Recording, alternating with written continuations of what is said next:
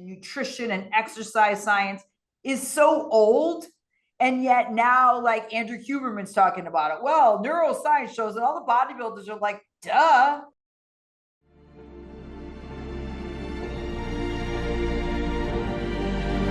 Right. Peace, world. My name is Substantial. I'm an MC, producer. I like to call myself a black of all trades. I'm a visual artist, Pratt Institute alumni. I am the son, nephew, and brother of many men who served this country. I am an artist who's produced a lot of music for various video games, including Arknights, PUBG Mobile, Mobile Legends, et cetera, et cetera. And yeah, happy to be here. Always looking forward to great conversations. So one thing you'll notice about our guest is he's very humble, and he's probably gave us about 8% of what he's capable of doing in some of his accomplishments. So Sure. I want to peel it a little bit and let him kind of unfold in front of the audience a little bit. So you go by Substantial, or is this your company? So Substantial was originally my stage name, still is. And then my company is called Substantial Art and Music. We're a consulting service. We serve visual artists, musicians, small businesses, and we collaborate with a wide variety of artists and different types of companies and stuff. All right, great. So can you tell us a little bit of, I just want to jump right into it because Yeah. I listen to your music and I actually really like it. Like, Man, thank you. Means a I lot. I actually started to love it. Like, it's Wow. really, really good. And I Wow. want to just start off with April, I think knows this story, but there was an experiment where like all these folks were put in an art gallery, and in the art gallery, there were three different kinds of art. Replicas of masterpieces, pieces that people were told to create anything without any direction. And the third group was paint something that's in your heart. And then all these people were cycled through to rate all the paintings. And by far, even the replicas of the masterpieces did not get rated as highly as the ones that, these were non-artists. They were just people who were just painting. Somehow, some way, we're able to detect the amount of heart that someone puts in a piece. Despite Mona Lisa being regarded as not a great painting, people still, it's like the best, the highest value painting in the world. I felt that in your Wow. music. And can you tell us how'd you tap into that? Just kind of tell us a little bit about your calling here. Yeah, well, man, thank you. I feel like I'm gonna be saying thank you a lot. So yeah, I think like a lot of artists, a lot of musicians, hip hop artists in particular, that's my particular lane, rap music. You know, you start out as a fan, right? Like the music was speaking to me. My father unfortunately passed away when I was maybe I think I was 10. And you know, so a lot of my role models were, you know, like sometimes the people I listened to, like in terms of music, luckily the music was a bit more balanced back then. Rap music was a little more balanced. So you can find a lot more socially conscious artists being played in mainstream, like in you know, in terms of mainstream radio, television, et cetera, et cetera. And so, and luckily also, even as that shifted, I had the ability to discern, you know, certain messages that I would hear even when the music went negative. So I could still appreciate the art, even when a lot of the artists were maybe sharing messages that weren't so great. But luckily by then, I pretty much had this developed a clear sense of self in terms of I knew what I wanted to do. And so probably the most accurate or probably the furthest back I could go in terms of me being able to accurately describe what I was going to end up doing is maybe when I was 17 and wrote the statement of purpose letter for my Pratt Institute when I applied. And I hadn't read this in like over a decade, but my sister still had a copy. So she gave it to me when I moved back to this area. I'm in Alexandria right now. And so I read over it, and one of the things it talked about was, you know, the importance of using my art. Of course, I was just saying art, visual art, but I was also talking about my music and using it to inspire others the way the music and the art had inspired me. And you know, and I knew that I wanted to be in some type of service, right? Like I didn't know it was going to be education per se, but when you read that letter, like a lot of what I'm doing now was pretty much spelled out when I was 17, and that's crazy to me when I look back. And so the music started out initially just a lot of rappers start out like battle rapping, just kind of joking with the rapper across from them, and then sometimes it's someone you actually don't like. So sometimes it's not jokes, sometimes you mean it. And but there was a shift when I moved to Brooklyn, New York, to go to school. And initially, I couldn't find a lot of rap open mics based on my peer circle, which sounds crazy when you think of New York being the birthplace of hip hop. Um, Most of my peer circle were poets, right? And they knew where all the poetry spots were. So I was still learning the area. So initially, I would go to poetry spots and have to do my rap lyrics a cappella. And my poet friends were pushing me to tap into something deeper, right? Talk about you know, real issues, things I was really grappling with early on. And I was still a teenager, you know, and being encouraged to do that by other teens and people in their early 20s. And so at some point, you know, I kept pushing it, got my first record deal. And it was with a Japanese producer, and the stuff that he was doing at that time, it sounded kind of reminiscent of the hip hop I grew up on.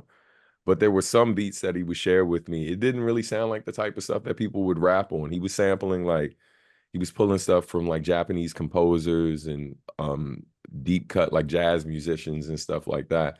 And so sometimes I'd bring music home or have open up my email and see stuff from him or other producers out there. And peers would say, like, man, you're gonna rap on this? This doesn't even sound like rap music. And I just explained to my nephew, I was like, well, the moment I start rapping on it, it's officially rap music. So so you know, I just man, before the term I guess the phrase be your authentic self was a thing, that was something I was dedicated to very early on. I knew who I was, and you know, I fought really hard to to maintain, you know, that sense of self over the years. No, it was a long-winded answer, but yeah. That's a really good answer too, by the way. Thank you. I Thank you. feel I'm going to be saying thank you a lot too, just like you. And I second what Ken said. Really, it's amazing to see people sort of living their best life and being authentic and Appreciate it. following the artistic path. That is, you know, that is often the one that people say, "Oh, don't do that. Go Yeah, get yeah. that accounting job." Right, right. I'm really happy you did that. You made that leap, and that Thank would you. be my question for you. Is one part of our mission is to really give people the conversations that they don't normally hear. And you said your father passed when you were 10, and if you're willing, only if you're willing. I was wondering if you could tell us how you digested that and how that thread impacts the rest of you as an artist and as a musician.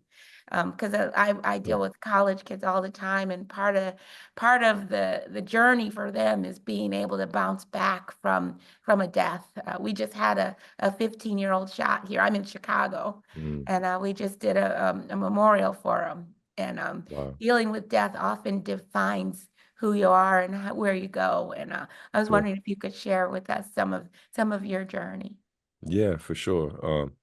Yeah, it's in the heartfelt, you know, just thoughts and everything and positive energy to the family of the young one that was killed. I've been to Chicago more than a few times and done some work in some of the juvenile detention centers when I've gone out in Kings County. So yeah. Yeah, my dad passed when I was 10. He was he had esophageal cancer, cancer of the throat, and heavy smoker. He's like the only person I've ever heard about who smokes cigars like cigarettes. You know, it's like a lot of times it's supposed to be for show, but nah, he was going through the whole process, did not care. Um, and yeah, he was a very intimidating man, right? Like you know, he was in my life early on. My mom and him separated after a fight, like a physical fight. And he left for several years. He contacted my grandmother to tell her that he was sick. He was living in New York, where I ended up living eventually. And she contacted my mother. My mother took him back and helped him as he was fighting cancer and stuff. And you know, my mom has always been like a really giving person, you know, and always trying to help people in the community in some way, shape, or form. That's just who she's been. You know, I feel like people who served in different types of ways were always around me, right? Before I could understand what that was, whether it was educators, military, etc. So anyway, he passes away maybe a couple months after he came back. They had given him like maybe like 2 months to live or something like that, and he ended up living roughly about five or six from the time he got that diagnosis. And yeah, how I dealt with it. Initially, I felt some guilt because, as I mentioned, he was very intimidating. And when he first moved back, my friends were so frightened to knock on my door, like they literally would bang on my window. And I remember getting in trouble one time. This is probably the perfect way to encapsulate how intimidating this man was. When he was healthy, he was about 6'2", 6'3", 240 pounds when he was healthy. And I got in trouble at school one time, and they called home. I was praying that my mom answered the phone. She did not. It was him. I could hear that bass coming through the phone. I was like, oh, I'm dying today. Today is my last day on earth. Thanks, teacher. Right. And so I'm pretty sure I said something to that effect. I've been a bit of a smart, I don't know if we can curse, so I'm gonna edit myself, but I've been a smart aleck. There we go. That's the old school term for it. From a young age. And so I'm sure I said something to let my teacher know that my life was in jeopardy in some way, shape, or form. So I go home, and you know, I don't see my mom when I walk in, and it's like just super quiet. And I make my way to the back. I'm tiptoeing because I'm assuming he's asleep because I don't hear anything. And the moment I open my door, it makes every sound in the world. And then he basically calls me by my first name and says, "Get your A in here." And I was like, "Oh, yep, today is the day. Today is the day I die." And I go back there, and he's working on a model car. And my dad had these big hands. My uncle used to call their hands African soup bones. That's what he called their hands. And he's working on this little car with these big hands. And he's asking me about what happened. There's a window behind him. And when I tell him what happened and why I got in trouble, he stood up in front of that window, and the whole room went dark. The whole room went dark. And as he walked toward me, I was just ready to get get my butt whooped. And I passed out before he just went to reach for me or went to do something. And I blacked out because today, again, my mom was not home. So I used to catch it bad when she was there, but she wasn't home that time. So anyway, I give that story just to give some context on how intimidating and how fearful I was of my dad. He was super strict. You know, I used to get in trouble for not hanging my pants properly, right? Yeah, and I'm leaving out details because, you know, like there were like a lot of violent moments too. And so when he passed initially, I give that context because there were points where I'd have really rough days with him where, because I knew he was sick, there was a part of me that wished he would die sooner, right?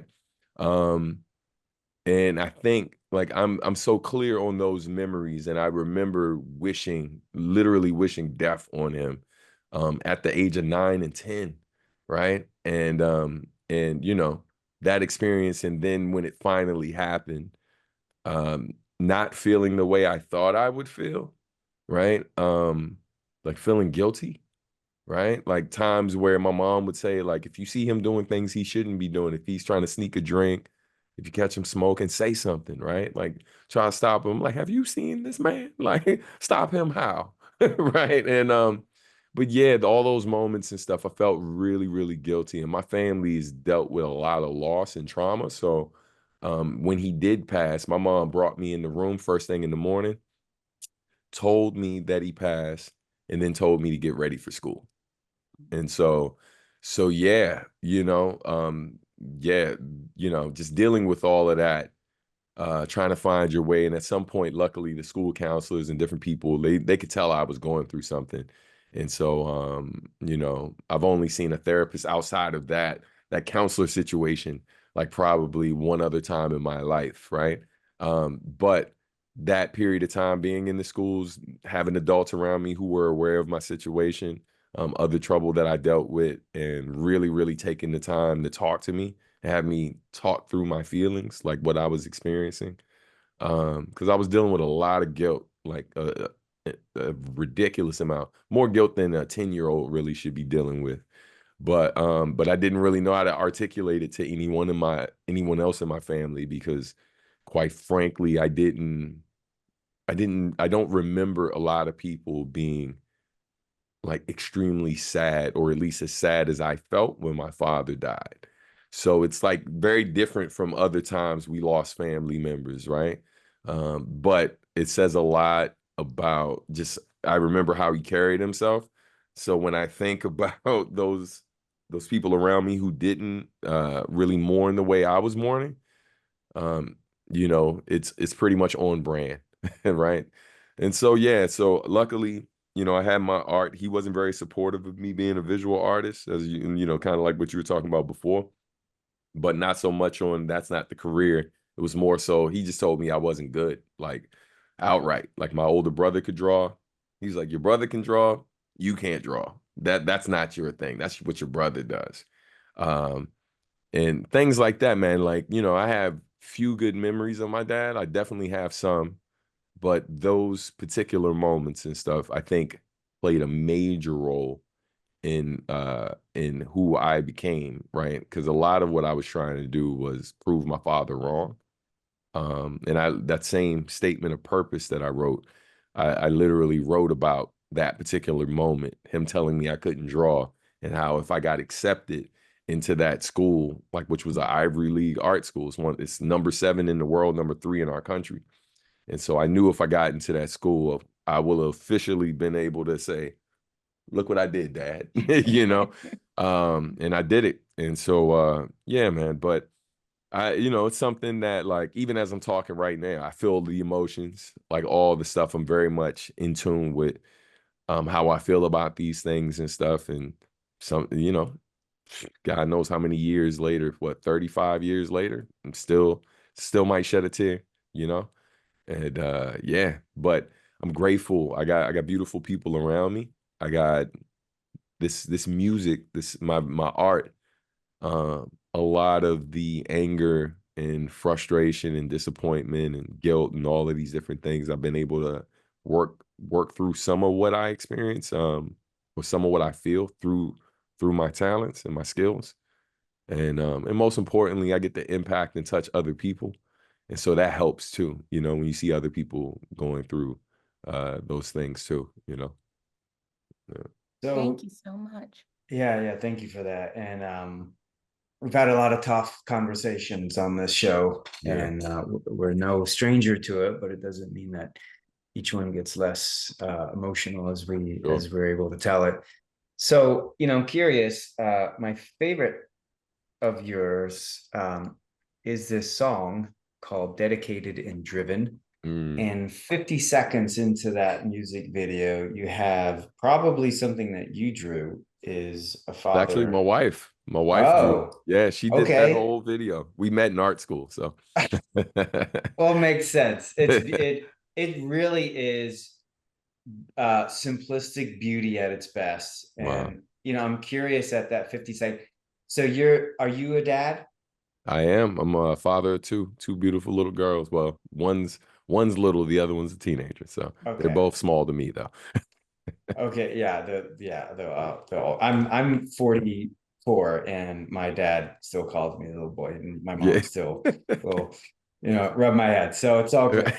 So at 50 seconds on this music video, there is a father and a son holding each other. I'm curious what this scene is and what it means to you and this song. Yeah. So my wife, before she did the art, she found a collection of different photos, different images. Some of them were, actual people we know. Some of them, some of those moments were like, our family. But yeah, that particular image, it wasn't us or someone we knew, but I know when I see it, um, it's like it strikes a nerve with me every time I see it because it's not a moment I ever remember having with my dad. I remember my dad doing nice things for me occasionally, but I don't remember outside of when he outside of when he came home, right? Outside of when he moved back in and him embracing me. I remember waking up out my sleep and seeing him and stuff.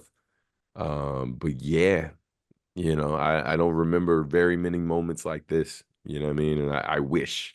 So I do my best to make sure, and I think every dad, every father, when it comes to little girls, kids in general make you a bit softer.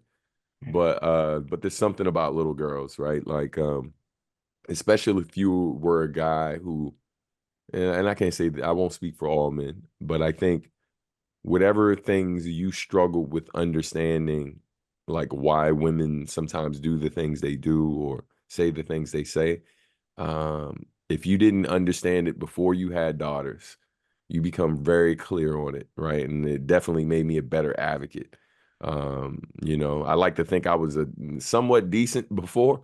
I was like, I was doing what I could to be a pretty decent man, whatever that means. But considering I have 6 sisters, but definitely, I try to make sure they have those moments with me.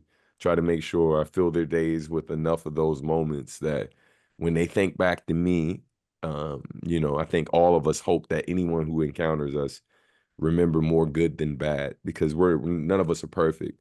So there's always going to be a little bad, but yeah, so that's what that image triggers a lot, right? Like the imagery in that video. And that's like you never thought like simple drawings like that could have such an impact, but people write me about that video and tell me how they shared it with their father and all of that. Man, yeah, I didn't think it was going to do what it did, but I'm extremely happy that it did. Yeah, it has it has the comments are just awesome. Like really hard hitting and dedicated, driven dad, and it's about fatherhood. And I played it with my son on our way back from soccer practice tonight, and it was pretty cool. So I appreciate that. And I'm curious on for folks watching, right? Some of us struggle oftentimes with finding purpose in life and also filling voids that we can't physically fill or fill with anything, or someone's gone and we can't fix a situation. So this art that you create, it just is beautiful. So I'm curious on how important is it for you to center yourself around something to create these masterpieces and that you just really connect to. Thanks again. Yeah, I think, um, I I think when we talk about purpose a lot of times, a lot of us are trying to figure it out. And I wouldn't say like it came to me like one day, like, it was a big sign I was sent and was like, oh, this is my purpose, right? Like I just decided one day this was my purpose, right? And not so much, making music or making art, but more so using whatever skill set I had, whatever talents I had to serve others, right? Like to basically you know, even though it does serve me, you know, I make a living, right? I'm able to take care of the people I love most, doing what I enjoy doing most. And so that's a blessing in itself. But you know, I was told by another person in the industry, I won't say their name, but I remember talking about an opportunity I got, and how I refused to do it. And they asked me why, and I told them, I was like, well, there are some things that are involved with it that are a bit questionable, right? These aren't the type of things that I typically associate with, right? Not by choice. And so yeah, and they were like, "How much were they going to pay you?" And I told him. He was like, "Man, you're crazy. You care way too much." That's what the guy told me. He was like, "You care a bit too much." He was like, "Don't you have a family?" I was like, "Yeah." And he's like, "Man, you could use that money to take care of your family. Like, you know, it might suck that, you know, you kind of be associated with that thing, but at least you'll be able to provide." And I was like, you know, it's like there are other ways to provide, bro. You know, I'll just wait, not wait, but I'll just find another opportunity. And there's no shortage of them, right? As long as you're looking, opportunities will, like, sometimes they find you, sometimes you find them. So for me, I think when I decided early on, you know, and again, not perfect. You know, I make my mistakes.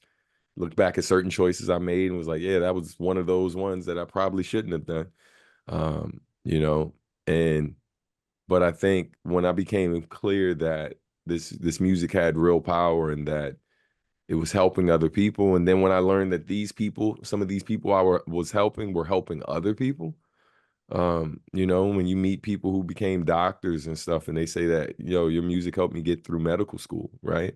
I meet other teachers and stuff, or young guys who tell me, hey man, I went into education because I found out, you know, my favorite rapper was also an educator, right? And so yeah, man, those stories, man, these moments and stuff, you know, it makes you, it makes, I wouldn't say even just makes me feel like it made it really clear to me that, you know, this gift that I have is it's serving a higher purpose, right? And it's like I'm not trying to make it all religious or anything like that per se, um but yeah, you know, it's definitely doing something a bit bigger than what I thought it was going to do when I was younger, you know.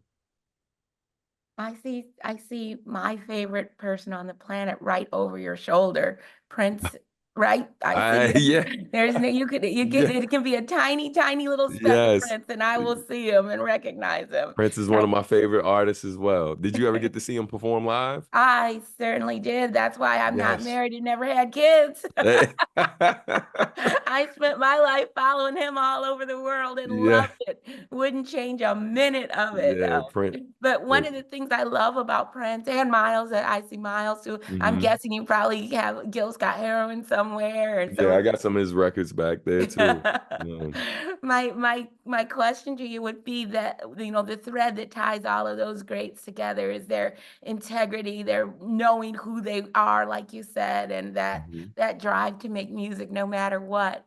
I'm Hmm. wondering if you could tell us a little bit about some of the people who influenced you and what you got from them, and how you're moving forward with that and keeping Yeah, those legacies alive. You know, we are from Chicago, so Common's here. There's a bunch of, yeah, you know, that poet rapper combination is yeah. dry. You know, that's a lovely one. Yeah, absolutely. Common was a huge inspiration for me early in my career. I love what he's doing now. His latest project's really great. Those of you who haven't heard it, it's probably one of the better albums that came out this year. Him and Pete Rock.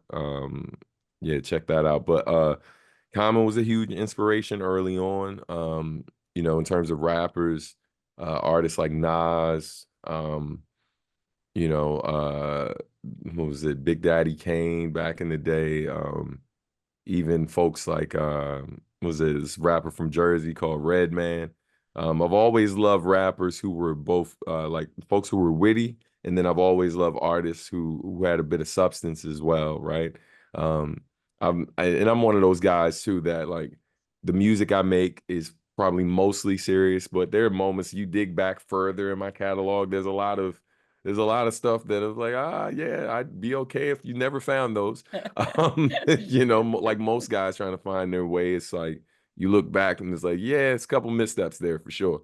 But but like that wittiness, right? The cleverness, like it took like I think it was an English teacher I used to work with, that talked about like higher forms of intelligence, and and he talked about like wit being one of them, and I used to tell him all the time like the guilt I would feel because I felt like, you know, I think people look at me as someone who reads a lot, and I read, but not as much as I'd like to. I think because of the type of education that I work in, I'm constantly doing research for the music business so I could teach different components of it.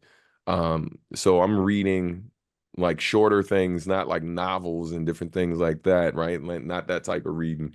But thank God for audiobooks. So now I'm flying through stuff, but anyway, I bring that up because a lot of the inspiration I found through these artists, and what that teacher pointed out to me, these things inspired me to write. And he was just explaining that to me. He was like, I think a lot of people aren't aware that writing is a higher form of intelligence, right? It's one thing to be able to read and comprehend something. It's another thing to be able to take information, process that information, have a pretty clear sense of self, and know who you are and what that information means to you and how you can apply it to different parts of your life, and how you can also apply that to other situations that you're seeing. It's like not everyone's able to clearly do that, right? And like some people can't even just articulate the idea, right? Or how they feel. That's something that we all kind of struggle with, finding the words to fit the emotions sometimes. And so yeah, I mean, he really doesn't know what he did for me in that moment, but he made my writing so much more enjoyable because I think I already knew there was something unique about it and something special in me, but whatever doubt I had, he definitely helped get rid of a lot of it in that moment. But other inspirations, I would say outside of hip hop, Stevie Wonder is probably my all-time favorite artist. One of the greatest writers ever. Like, yeah. I could go on and on about Stevie. One of my favorite women that I love to listen to, man. I love Jill Scott. I made a whole project that was called Jack and Jill, where I like to Jack like beats from her and stuff and made it sound like we did like collaborations, all of that. I drew the cover art. Saw her like a couple posts. She eventually followed me on Twitter. I thought I was doing big things. I told my wife, get the guest room ready. I was like, we might have company, okay? I just need you to clear that. But no, there's a ton of artists. I could keep going on and on, but those are some of my favorites. Donny Hathaway, oh my God. Like, yeah, I cry almost every time I play. Certain songs come on by him. I was like, do I feel like crying right now? Probably not. Let me put something else on. But yeah, but probably the people though, outside of those people, I gotta give props to the folks, the artists I work with, like my big brothers in the music biz, my sisters in the music biz. I've worked with amazing artists. I'm working with this great poet right now, Ana Kaona, Rocio Milagro. I find a lot of inspiration in working with her. I produced a project for her, and I built the music around her words as opposed to her writing to the music. And so yeah, some of my peers are saying like it's my best work, and after I thank them 5,000 times, I say to them, it's like it's her, man. If you feel like this is my best work, she was the inspiration for it. You know what I mean? So yeah, man, I'm surrounded by great people. I always say my friends are dope. They're amazing. So I'm grateful. I like this story of you're growing up in New York, professionally and personally, and you're doing a cappella rapping and in poetry groups. Okay. Yeah. So yeah. I've done poetry, I've submitted poetry, and it's such an interesting art form. And the expansion that happens in the brain when doing it is something that people just can't comprehend until they do it. And so I'm really interested in like some advice that you can give some folks that might be struggling with a purpose or fulfillment, or like where their role is in society. And I tell people, like, there's a quote about the jack of all trades, it's still better than the master of one, right? So to really diversify oneself across a bunch of different disciplines, like how critical is that for normal people? And then how critical was that for you to become the person that you have become, and like that that you'll become? Yeah, I've always found that quote interesting, right? Jack of all trades, master of none, but oftentimes better than a master of none, right? One, I never really agreed with the idea that you could only master one thing, right? And I think that was, one of the advantages you have of being an art school kid is that you learn about various artists through history. You learn about the Renaissance era. You learn about like the Harlem Renaissance. And one of the things you learn about a lot of your favorite artists is that they were great at more than one thing. It just so happens that people knew them for this particular thing. Take someone like Gordon Parks, right? A lot of people who know Gordon Parks' work, they know his photography. Like when they talk about Gordon Parks, anyone who knows him talks about his photography. But they forget, like, the movie Shaft was directed by Gordon Parks, right? And then like movies like The Learning Tree, which was about his life, he directed that. He also scored it. He wrote the music for it. This man has written symphonies. He's directed films, and he just happens to be one of the greatest photographers that ever lived, right? And so what I bring all that up to say that sometimes the things that you want to express, you might find something that you're great at, and it feels really good when you do this particular thing. And you realize you got a knack for it, like you're pretty good at it. But what I realized when I started exploring other disciplines, and that's one of the things about art school forced you in those foundation years to explore other disciplines, right? So like I know how to, most people know me for graphic design in the art world, but I'm an illustrator as well. I can draw. I can take some pretty good photos. I know how to build a pinhole camera from scratch, right? Like build basically something that works as a camera from scratch. That's something I learned in art school. But they forced you to explore. You know what I mean? And so one of the best things I can tell people is like, man, never stop learning. Like be a lifetime learner, because a lot of the joy you sometimes feel like you're missing, a lot of the pain you're going through, and this, that, and the third, you just haven't found the outlet for it. And then sometimes you think that the one thing that you found that you're pretty good at, you think that's the thing to go back to whenever you're feeling down because you find some joy there. But sometimes it can become so routine that like it just doesn't have sometimes it feels like it's not enough, right? And so yeah, in those moments it might be time to try something else, right? Like and just to see if you're good or great at other things, and see what joy comes from that, see what feelings you get from that, see how it makes other people feel as well, especially if you're a person who finds joy and sometimes bringing joy to others, that's the cool thing about exploring these various disciplines and stuff. I'm doing it because it feels good to me, but when I realized that other people, it was helping them, I didn't realize how much joy that would bring me too. I mean, luckily I don't have to fully rely on that, because I'll make something here and I'll look around and there's no one here, and I'm like, hey man, this is pretty good. I think this is pretty good.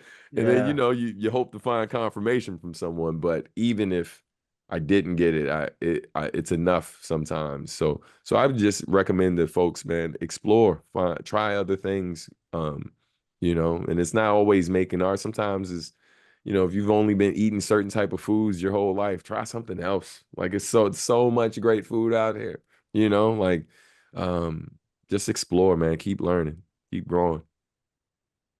That's fantastic. One of the things we often talked about on our podcast is flow state and finding that rhythm and finding that just ease and clarity. And I was wondering if you could speak a little bit about how you drop into flow states, either with your art or with your music, or if how you've witnessed it with others that you teach, and how you sort of get others to really embrace that. Like you said, it's about joy at the end of the day. You want the money because you want the joy. You want the job because you want the joy. At the end of the day, the common denominator is joy.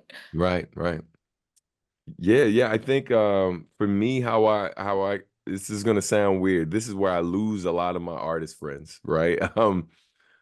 So another type of art that I love is martial arts, right? And so I'm a big Bruce Lee fan and Bruce Lee nerd somewhat. And one of my favorite quotes from Bruce was when he was talking about unnatural naturalness or natural unnaturalness, right? Like training your body in a way that, you're like, when it comes to these moves, you're like a robot. You can do this exact move at that moment, the exact way every time. However, the human part of you knows when to turn that on and when to turn it off versus the robot that's pretty much being controlled by someone else. And so I say all that to say another quote that's one of my favorite quotes is from an artist named Chuck Close. And this is the quote I say that pisses all my art friends off. Um, and the quote is, inspiration is for amateurs. The rest of us get up and go to work. Right. Yep. And my art friends do not like that. A lot of my creative friends, my various creative friends do not like that quote.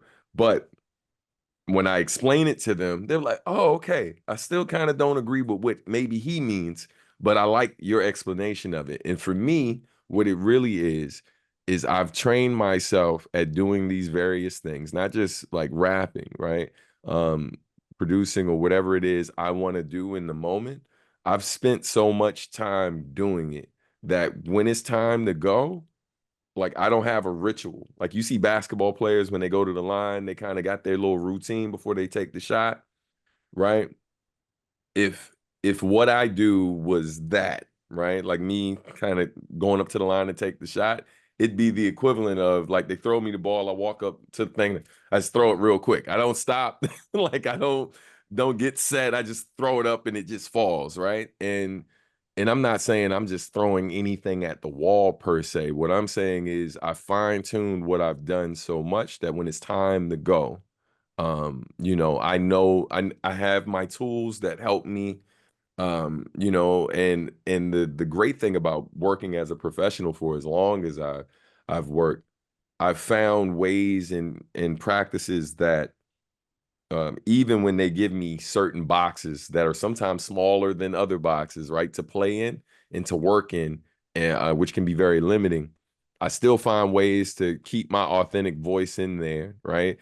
Still tap into the different things that I know my audience expects from me when I do the thing. But most important, I find a bit of joy in doing it, whether I'm working on music for a video game, whether I'm writing lyrics for someone else, whether I'm producing music for someone else. Or designing cover art. Quite frankly, even the business side of it, like the figuring out how we're going to market a thing, figuring out how we're going to make a deadline and all of this stuff, creative ways. Like there's art in everything. I see art in everything. And so I exercise that muscle, those muscles so much, when like for me to get in the flow, I just got to wake up, you know? So this we're talking about our stance. So for folks who are on Spotify and can't see, we have a pyramid here on the 4 levels of competence, right? This is kind of where your T's in here, unconscious competence, right? Using your right intuition. Yeah. So we've talked about this a couple times on the show on the pathway to flow, right? April, you brought this up a couple times. And our episode 42 with Chris Webber, Navy SEAL, we talked about the formula for mastery and the formula for greatness. We also spoke about it with Kate on episode 43. She's a world renowned, all kinds of stuff. She's incredible. You gotta see the episode. But so my question to you, my last question for you is, you spoke a lot about great people are great in a lot of different things. Mm-hmm. And some people just can't wrap their head around that because Sure. they're just kind of falling apart, like Mm-hmm. all over the place. And Right. so do you feel like it's pretty simple? Like, you got the recipe for success. It's just, do you want to sacrifice the time and dedication and mental brain power? But you Mm-hmm. pretty much can master almost anything, right? I mean, like, there's a system here. Mm-hmm. Just give me your thoughts on what you think about the recipe for success. Is there one? Oh, man, see, it's tough, right? Because I Mhm. feel like when you listen to different people's journeys, there's always a little bit of overlap, sure, right? But I mean, there's always a little bit of luck in there too, Mhm. right? Things that you can't really factor in, things you can't prepare for. I used to hate when I told people I was gonna have, we were like waiting to have children until we felt like we were ready. And they would respond, "Oh, you're never really ready." And I'm like, no, listen, ready for me is being financially here. Mhm. I feel like I'm in a good place mentally. I got the house. Now I'm ready. And then I got all of that and I had the kid and I was like, I wasn't ready. Right. And so I feel like success is kind of like that in some ways where there's a lot of different things you think need to be in place before you start down this path, right? And sure, certain things, I would say the biggest thing that you really want to, you know, be somewhat clear on, right? Have Start to figure out first and foremost who you are, right? I really can't stress that enough. And I know that's something that comes at different times for different people. But when I started to become a lot clearer on what it is that I wanted for myself, what I wanted for the those around me, what I wanted to pursue, or like any of these different things, right? Like when I just certain goals, I feel like I was thinking about this stuff a lot earlier than a lot of folks. But my point is, I think, first and foremost, kind of take some time to figure out like those things. And that I know can be challenging for a lot of folks. But what are you ultimately going to be successful at if you haven't figured out like what success is for you, right? Because a lot of us are comparing ourselves to other folks. There are people who may be listening or watching this right now, who may say, I've never heard of this guy before, right? He doesn't have as many followers as insert random rapper's name, right? He hasn't sold as many records for blah, blah, blah. And the thing is, that matters to them. But a long time ago, I figured out what mattered to me, right? And the 3 or 4 different major label contracts that I passed up on was because I figured out that I didn't need to go that path to get to certain goals that I had for myself. Because I just wanted to be able to make a living doing the thing that I enjoy doing. I didn't want celebrity. I wanted a different form of success. And success for me was, I grew up in a 3-bedroom apartment with 13 people at one point in time, right? And so being able to do the thing I love and afford my own place, take care of my kids and stuff, and do all of these different things, like I knew those were the core things that were most important to me even before I had kids. And so as long as I got the music to that point, I was a success. And so and then after that was finding new goals. So I don't know if the formula, like what all the ingredients of it are, but I will say one of the biggest things is really take some time to do some soul searching and figure out what you want for yourself.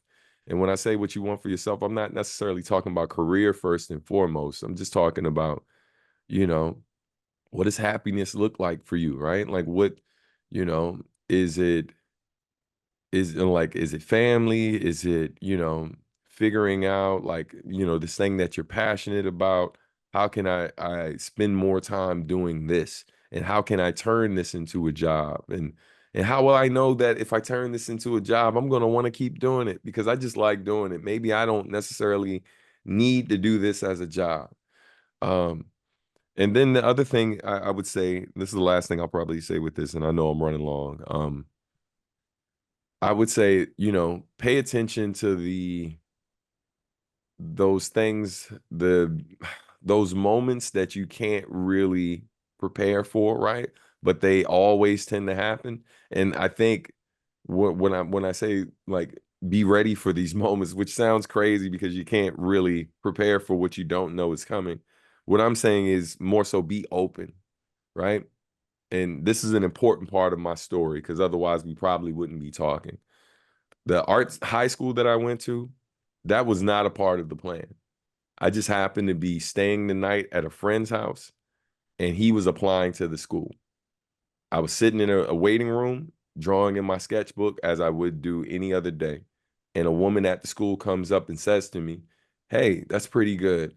Have you taken your exam yet? Have they seen your portfolio yet?" And I said to the lady, I don't even know what this place is. I'm just here with my friend, but thank you. And I get back to drawing. Yeah. She goes and talks to my friend's mother.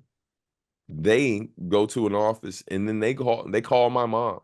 And literally on the phone, the lady gets permission to test me on the spot, to take the exam to get into the school. And you know, I didn't have a portfolio that was required to be there. I did not have a portfolio at all. I just went in there, I drew for an hour. I went in another room and was interviewed for 30 minutes by 3 different teachers. One of the women was the head of the program.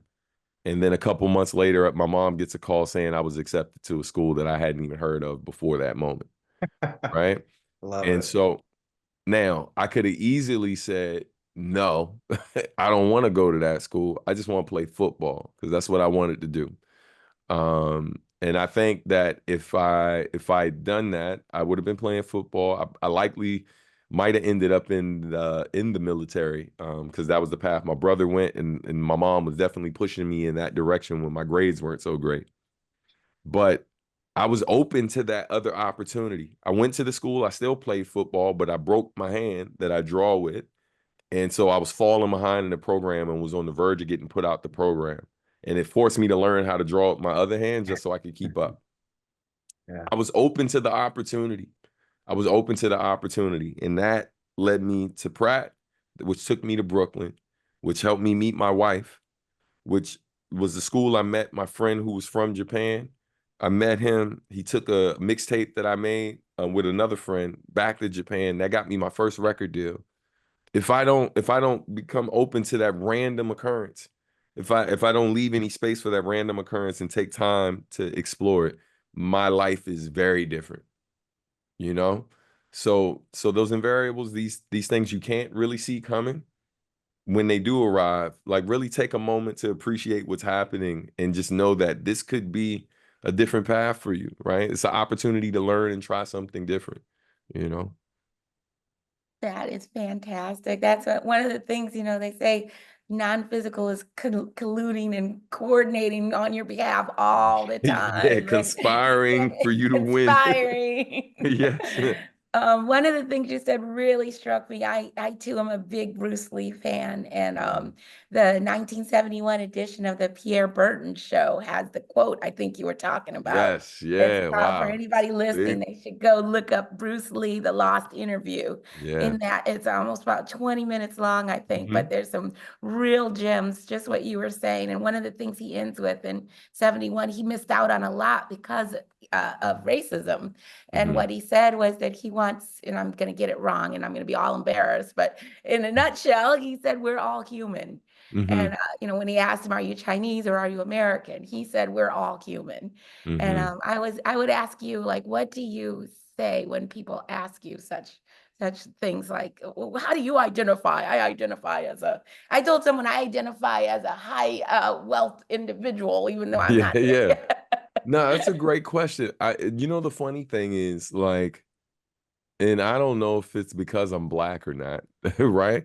But I don't know the last time someone asked me like how I identify, right?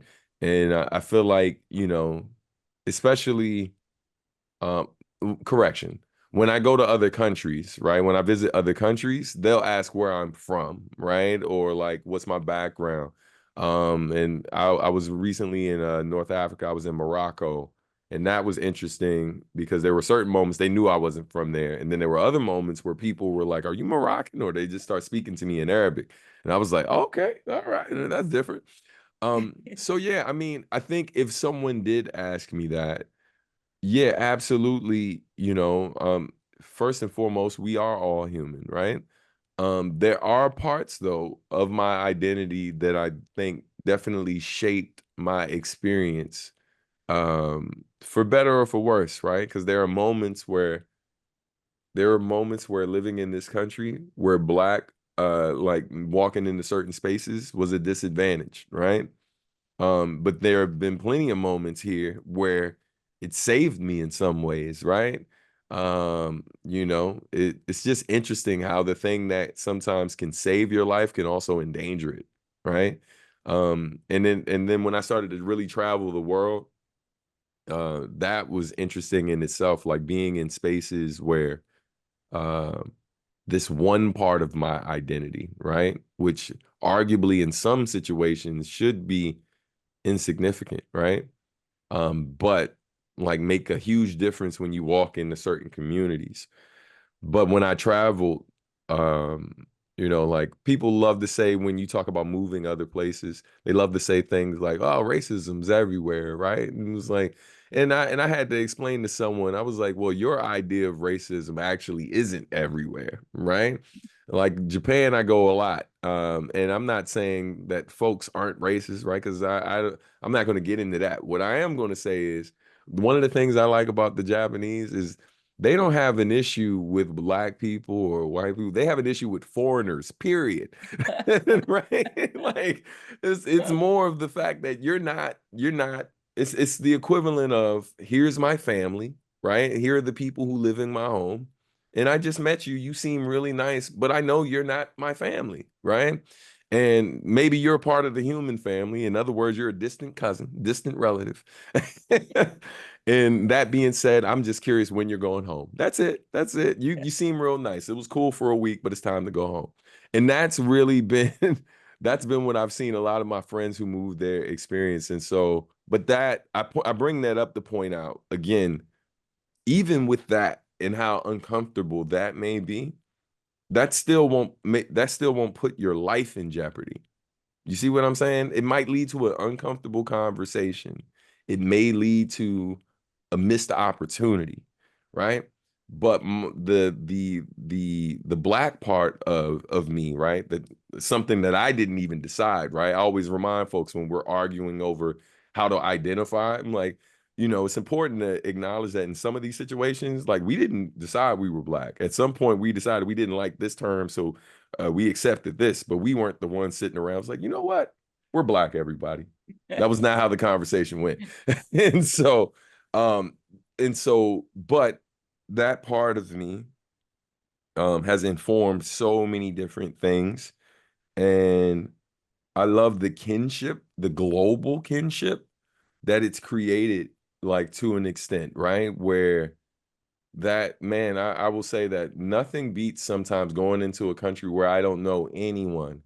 And then I see, a lot of different faces, all beautiful faces, but then I see a face that looks like a cousin of mine, right?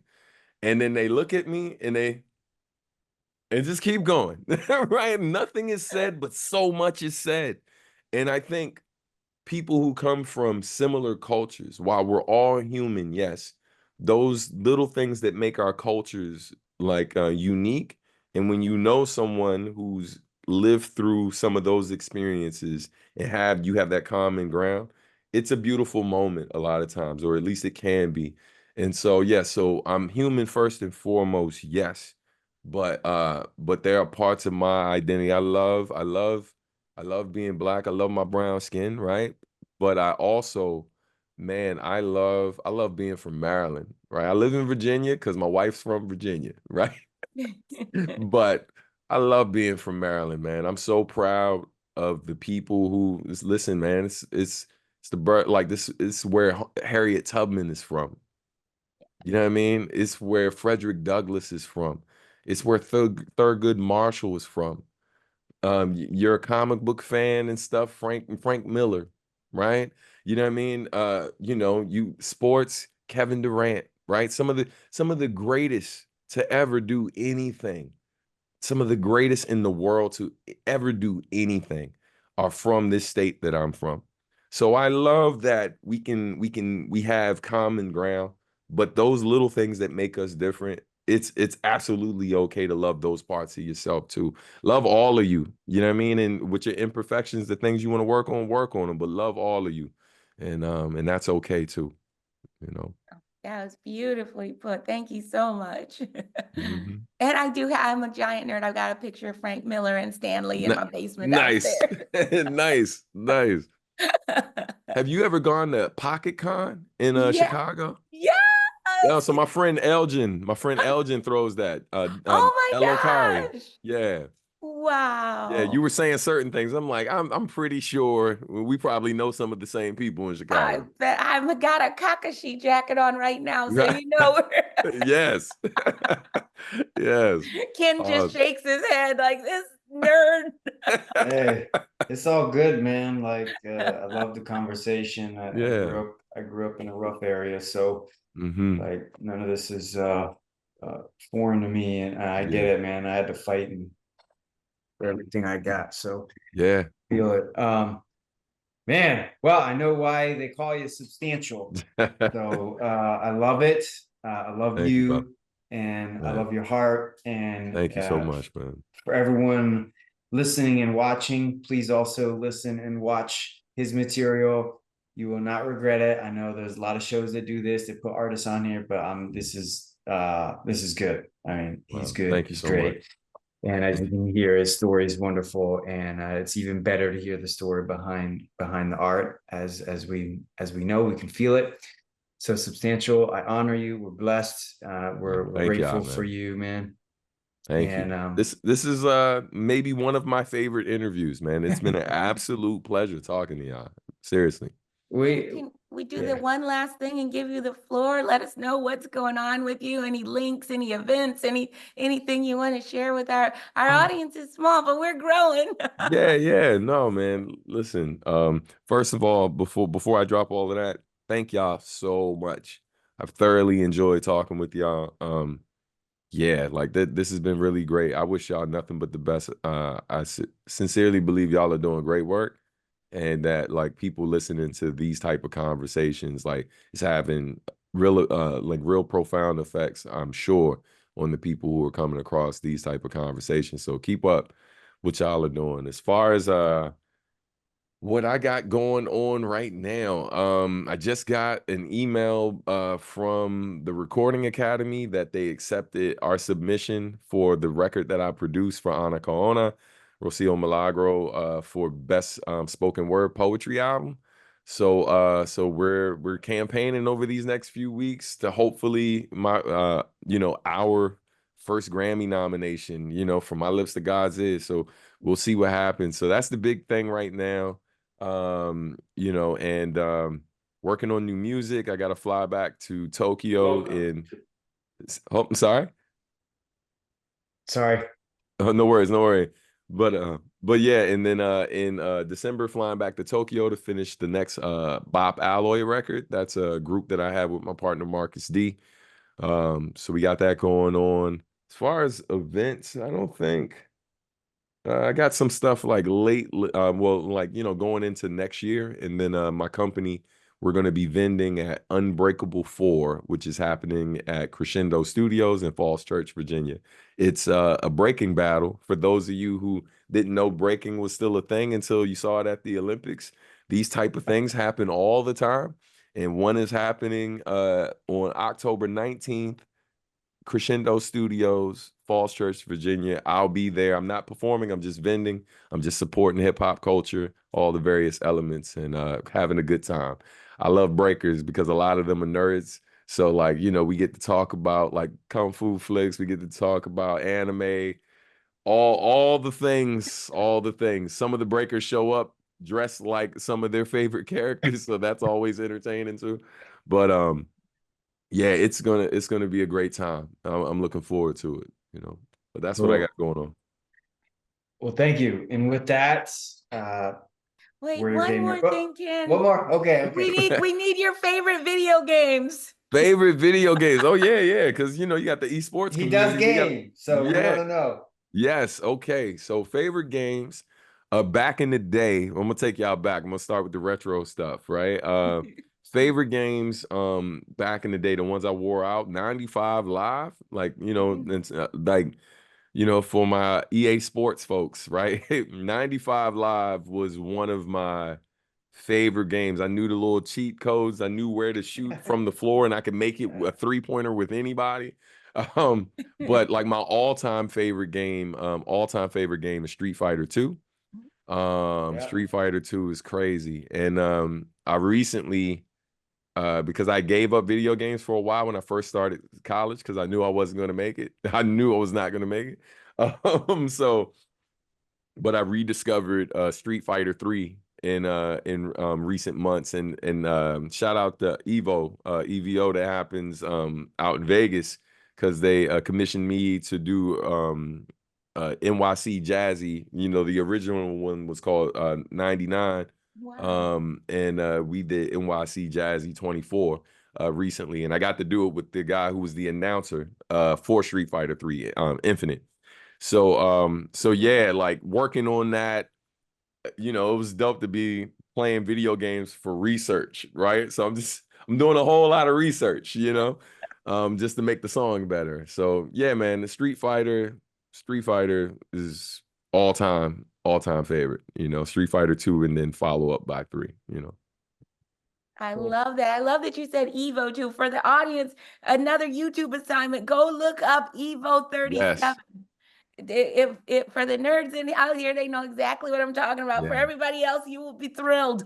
But my hope is to go next year. To be my first time ever going, so I'm hoping to go next year. Nice. Yeah. Nice. All right. And with that, WarriorGMR Headquarters podcast out. Peace. WarriorGMR Headquarters podcast out.